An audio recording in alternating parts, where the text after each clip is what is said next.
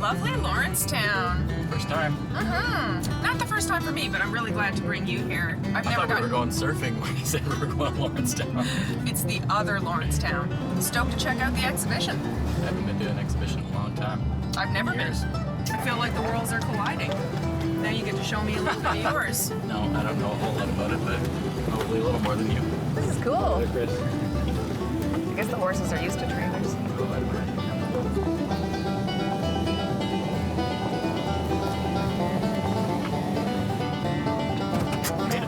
Made it. Check it out.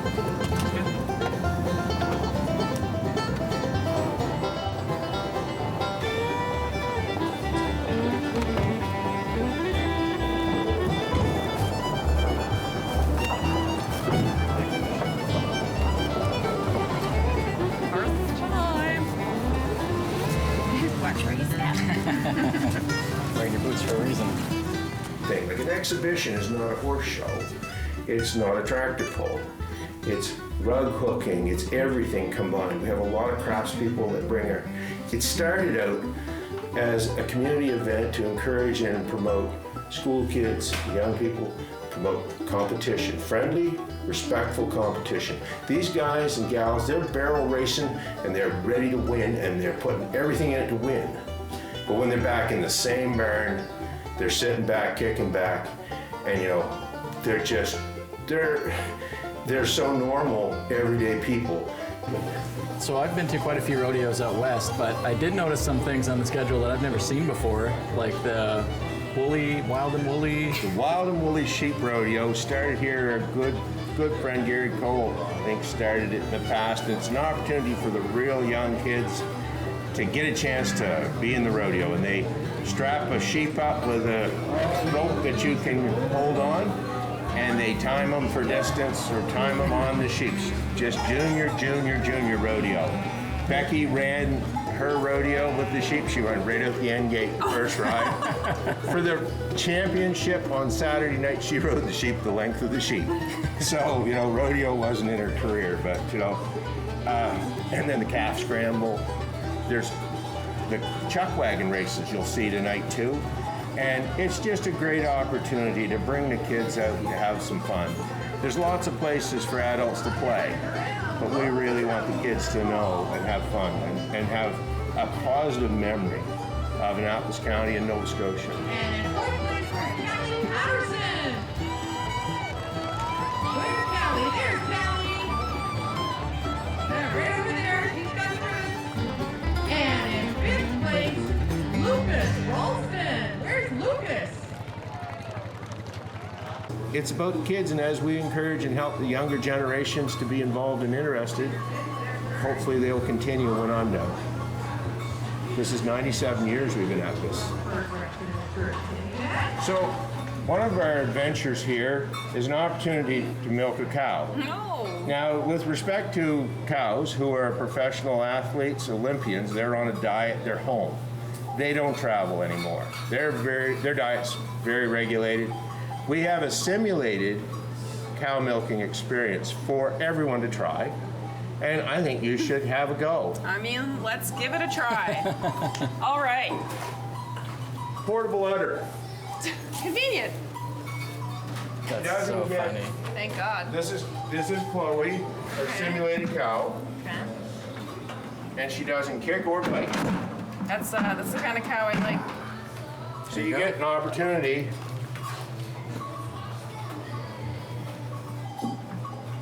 get the feel Okay. for how So nothing's coming There you out. go. she's not loaded. She's She's safe. All right. So first you should make peace with the cow. You're touching her anatomy. Now warm your hands. Warm They're hands. actually surprisingly warm. Warm hands, everyone. All right, all right. No, So well, we've said hello to Chloe. Little soft music Hands in the are warm. background. Should I buy her dinner first? Well, we'll talk about that. You know. I feel like this is not an accurate texture, but maybe I'm wrong. It's pretty darn close, actually. I have an inkling of a memory from when I was a kid where it's like you're supposed to go from the top and squeeze down like toothpaste. Or the little packages of ketchup. Okay, yeah. Yeah, All right. yes. So, Oh!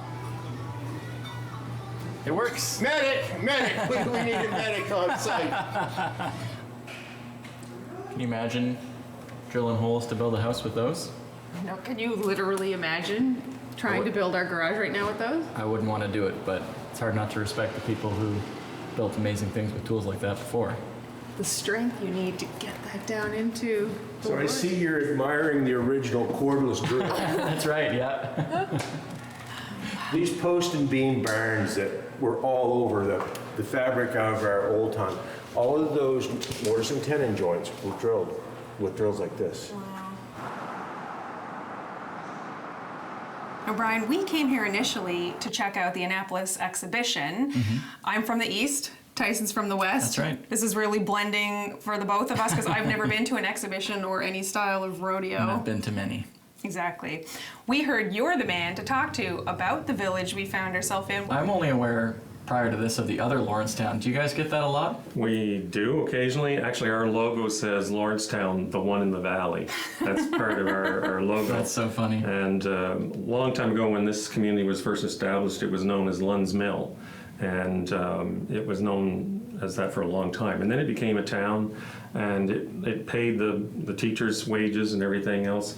It started out as an electric commission because we generated our own power here off the Annapolis River.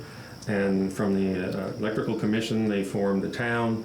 This is a can-do community, and we'll move heaven and earth to get something done. And it's got a long history of volunteers to do that, whether it's building the rink, putting in a pool, building our own telephone and broadband infrastructure here. We went after the private sector to see if they could do something about it, and waited for years and nothing happened, so we decided we'd build our own towers.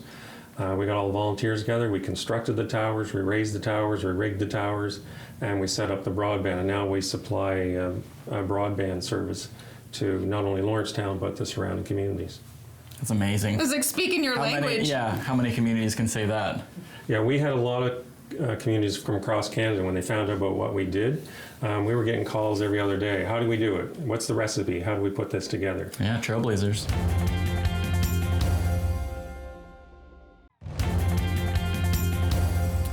So we picked up these solar panels this year so that we could stay off-grid. This is a 400-watt panel, and Alicia likes to have all the comforts of home because this is home now. So we also picked up a pretty large battery, 3,600 watt hours, and that pretty much enables us to use everything that we have in the trailer short of the air conditioner. But let's be realistic here. Last night, I took a shower, and then I wanted to dry my hair because I don't have that hair type that dries on its own, and he was not very impressed with me. So we're still figuring out the reality of like the everyday living. Brendan, thanks for letting us bring the trailer here. Pleasure. Yeah, it's a beautiful spot. Yeah, it was the first time staying in a vineyard. Yeah. So how's it been? Gorgeous. As scenic as we would have hoped. The property itself really, I mean, it's been a pile of work, but it speaks for itself. And we want to create Beaver Creek to be a destination where people can come, stay, be more family friendly. Even little things that we did when we seen the potential of this place is rebranding it as Beaver Creek Vineyard. So yes, vodka, yes, wine, yes, spirits, but we wanted to take the alcohol out of the primary background of what we want to do here. It's a vineyard. It's a place where you can come with your family. It can be as much or as little as you want. It doesn't have to be alcohol based. We want it to be more of a destination. So what we did was we hired a vintner. He's been doing it for 26 years to give us a great product, a consistent product. He comes on site, helps us out, very knowledgeable. He's local, everything's sourced local. So what we have is we have a white wine, which is our Riesling. We went with kind of the staple three initially, which is a white, a rosé, which is not too dry, and a red, which is pretty light, probably closest to a Bordeaux. And so the vodkas, you Yes. have actually several kinds, not just one. We do, yeah. So we have our premium that we started with. We say it's a premium, but it's not priced as a premium. So we started with our premium, and then we added a couple different flavors, which will only be available on site. However, our premium is going into NSLC on September 1st. Then we have our caramel. It's not just muddy vodka. It is flavored. So this is our caramel, which is we thought was going to be more seasonal. in around Christmas time. We were kind of trying a few different drinks with it, whether it be eggnog or some coffees or different things like that. And the demand is still there. So we thought it was just going to kind of last the winter season, but if people want it, then we're going to keep delivering it. And then for summer, obviously a lot of things are kind of citrusy or light, like limes are popular. So we came up with our citrus, which has been a really good seller for us as well this season. Oh, I bet. So did you guys have any ties to Lawrencetown before, or is this new for you guys? New for us. My grandfather is from the States, but bought a place in Bear River. So in the summers, we used to come visit him. So not Lawrencetown specifically, but the Valley, yes. Katie loved the area. I loved the area. We just never knew how to get here. And then this place kind of created an opportunity for, the next phase of our life of what we want to do business and career-wise. And also it's a beautiful place to be able to bring people together. We have family, we have, new friends that come and stay. Right. And it's really like, it is a lot of work, but it doesn't feel like it. There's a lot of purpose behind this place, and at this point in my career, this is a much different feeling doing what we're doing right now. Labor of love. Exactly what it is, yes. Latte! Cheers. Woo! Still really strong. Still 40%. That caramel flavor is really nice, though. It is really nice. The smell of it alone, oh my god, so good. Burns all the way down. I hear this is the place to be in Lawrencetown. It's definitely one of the few spots where you can grab a tasty treat, for sure. Coffee, real community hub, and a general store. Like, it's not just a bakery. No, that's exactly it. When we conceived of this idea, we knew it was really important to us to create a space that was going to be a community hub. This town is such a vibrant little village. It's small, but it's sort of at a crossroads in the community, so that people come from all through Lawrencetown, and so we really wanted to be a place where people could stop and connect. Yeah, so my grandparents moved to this little village in 1946 from New York City, living on the South Mountain. My dad grew up here, and I spent my early years here, and then my family moved sort of all over the place, but I've always maintained connection to Lawrencetown and have lived here off and on my whole life, and knew that I wanted to come back here and settle. And had your wife ever been here before? No. Which you can relate to. Can you? Yeah, it was, I think as soon as I met Candace, I started talking about how eventually I wanted to make it back to Nova Scotia, and that was the dream, and luckily Candace was willing to jump in. Had never even been to the Maritimes before we came on our honeymoon. And then on that honeymoon, we finalized the paperwork to purchase this building, and we've been here for just over a year. Oh, and it's such a welcoming space for that. It's nice to see a spot that's so open to inclusivity and diversity when, growing up in the prairies, I've been to a lot of towns that definitely don't feel quite that friendly. Yeah, not every town does, and that was a consideration when moving to a small town. Being an openly queer couple was something that we definitely talked about a lot and had some concerns about. But overwhelmingly, we've been really supported in this community. Oh, that's great to hear. It's really, really lovely. Oh, everybody deserves that. Just peace of mind of feeling safe and accepted where they live. Yeah, it was a tremendous privilege to get to work in restaurants in Toronto for many years, where I got exposed to people from all over the world. And I think that that a lot of what's perceived as small-mindedness in small towns is just a lack of exposure. And so if we can play a role in trying to help introduce people to some diversity, it's a role that we're really happy to take on. Yeah, that makes a lot of sense.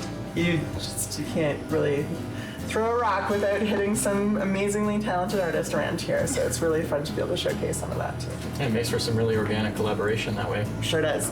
A huge part of what we wanted to do here was be a place where people could connect over food, and as food nerds and people with backgrounds in restaurants, we care so deeply about connecting consumers with farmers, and for us to connect directly with farmers, and there's no better place than the Valley for that. We are going to stock up for sure. Yeah, oatcakes alone I could live off, so.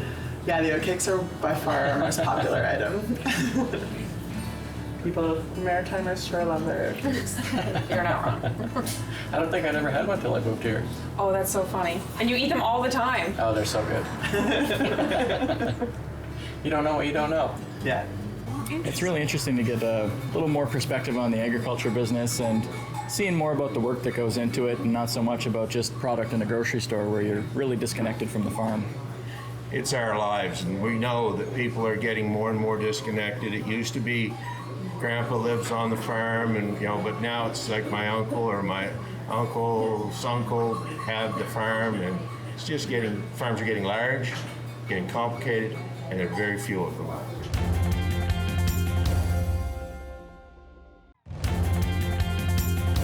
Both of these teams are working well together this afternoon. John, can we ask you about your daughter? Yeah.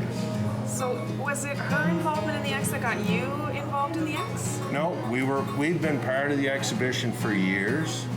I used to, when my kids were little, bring one a night. That gave my wife a bit of a break. I'd get out of the combine, because this time of year we're combining.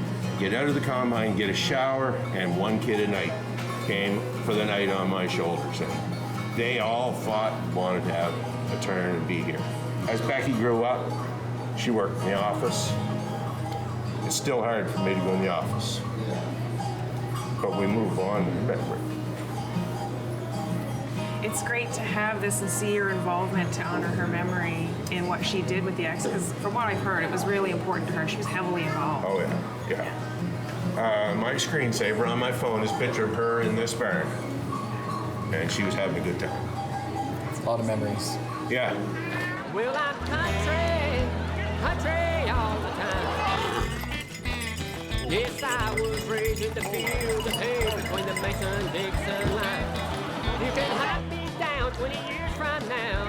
And of course, it's a big agricultural community, which is why this is the center for the Annapolis Valley Exhibition. So 4-H, there's always something going on with horse, cattle, chickens, whatever. There's always something going on here in the village related to agriculture. I hear there's a sheep rodeo tonight. There's a sheep rodeo. Yes, that's usually quite well attended.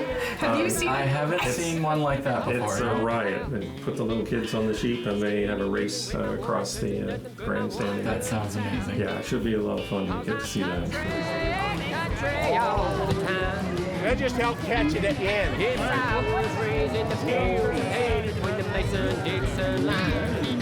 You can hunt me down 20 years from now. Find me in the pines. 'Cause I'm country all the time.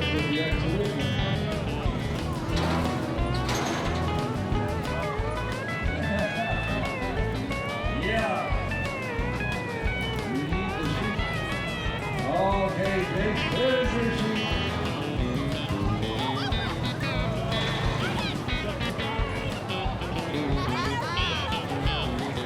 Well, there's nothing any better than a family get together with a How barbecue. much help we got around here? We got Sitting in the kitchen drinking lemonade and listening to a country tune.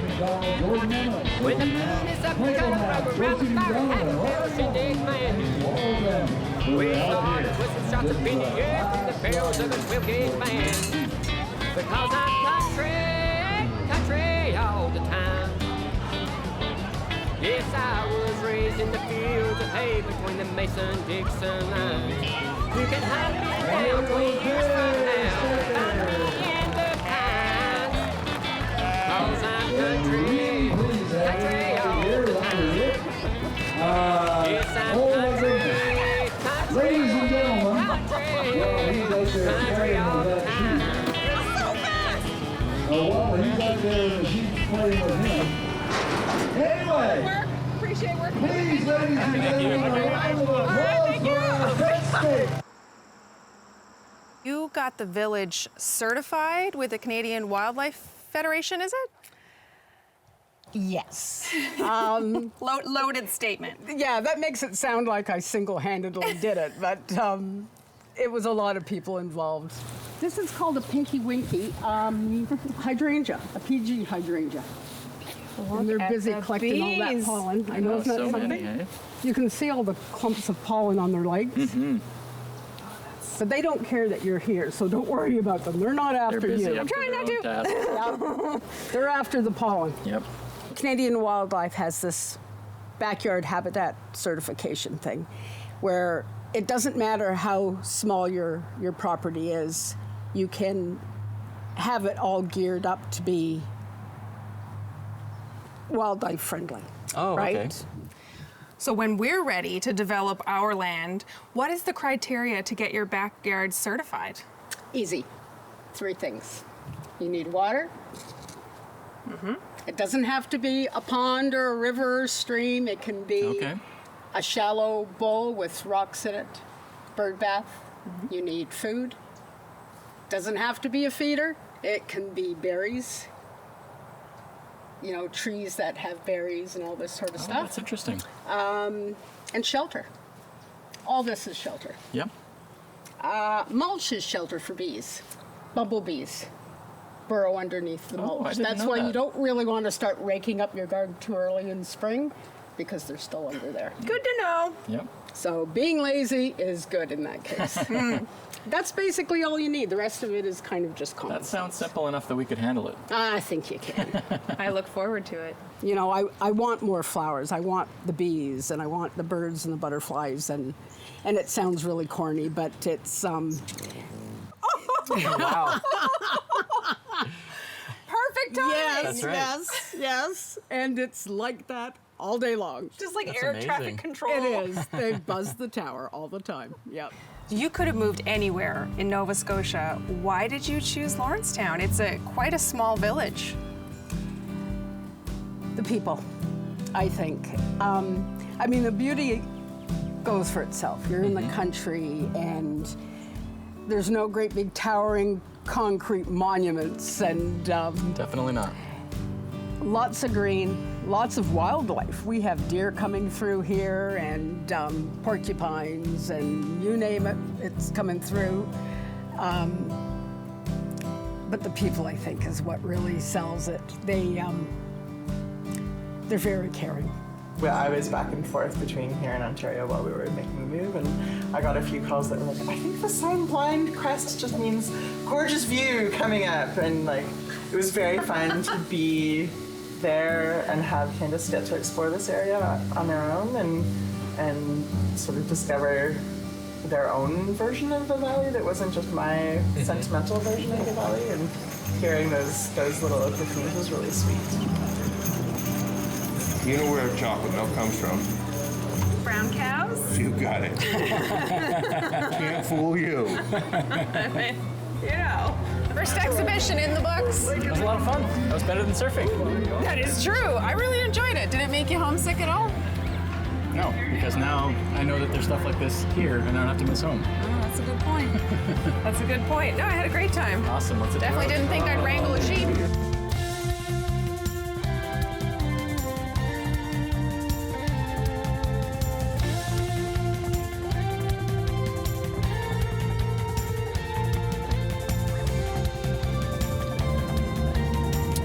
Woo, Lawrencetown.